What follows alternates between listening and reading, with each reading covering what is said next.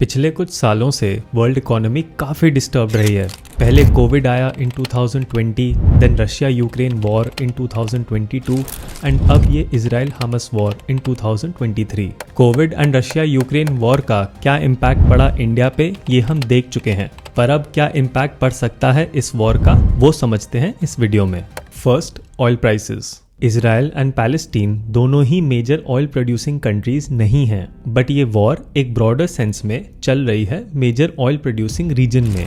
जब से ये वॉर स्टार्ट हुई है सिंस 7 अक्टूबर ऑयल प्राइसेस इंक्रीज हो चुके हैं। ये अभी स्पेकुलेशंस हैं कि ऑयल प्राइसेस और स्पाइक करेंगे अगर ये कन्फ्लिक्ट रशिया यूक्रेन वॉर की तरह बढ़ता जाता है एंड और कंट्रीज इन्वॉल्व होती जाती हैं, स्पेशली ईरान। ईरान पे ऑलरेडी एलिगेशंस हैं कि वो डायरेक्टली हमास को फंड करता है for attacking Israel.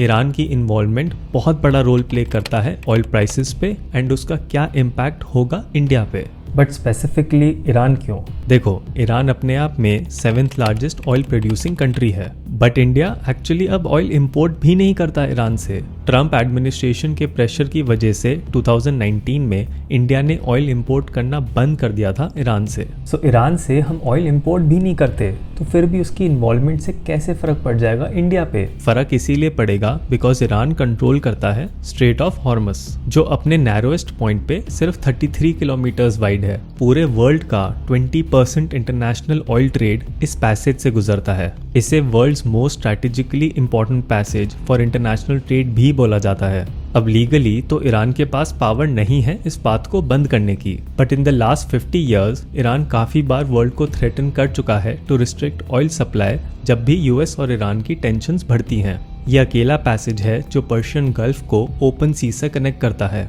And Iran पिछले कई सालों से मिलिट्री ड्रिल्स कर रहा है इस पैसेज को ब्लॉक करने के लिए अगर जरूरत पड़ी तो। एंड ऑयल प्राइसेस बढ़ने से cost of transport, shipping cost बढ़ेगी, जिससे हमारे गुड्स और महंगे हो जाएंगे। तो ईरान अगर वॉर में उतरता है तो उसका इम्पैक्ट पूरे वर्ल्ड पे पड़ेगा। Second is India middle east Europe economic corridor. अभी रिसेंटली G20 में प्राइम मिनिस्टर ने अनाउंस किया था कि एक ट्रेड कॉरिडोर बनाया जाएगा to link Europe and Middle East to India. ये कॉरिडोर एक मिक्सचर होगा of rail, road and sea route. ये बेसिकली इंडिया ने काउंटर किया है चाइना के बेल्ट एंड रोड इनिशिएटिव को।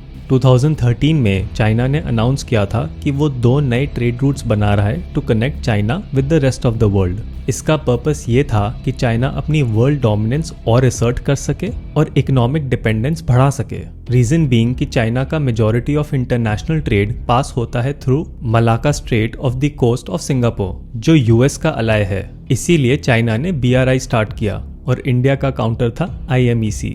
बट इंडिया के इस कॉरिडोर प्लान पे एक पॉज लग सकता है। Reason being Israel Hamas war में सऊदी अरेबिया ने स्टैंड लिया है विद पैलेस्टीन एंड वहीं यूएस सपोर्ट कर रहा है इजराइल को।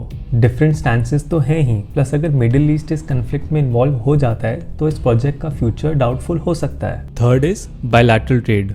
एज पर रिपोर्ट दोनों कंट्रीज के बीच में $10.1 बिलियन की ट्रेडिंग होती है एक्सक्लूडिंग डिफेंस, जिसमें इंडिया एक्सपोर्ट करता है $7.89 बिलियन एंड इंपोर्ट करता है $2.13 बिलियन।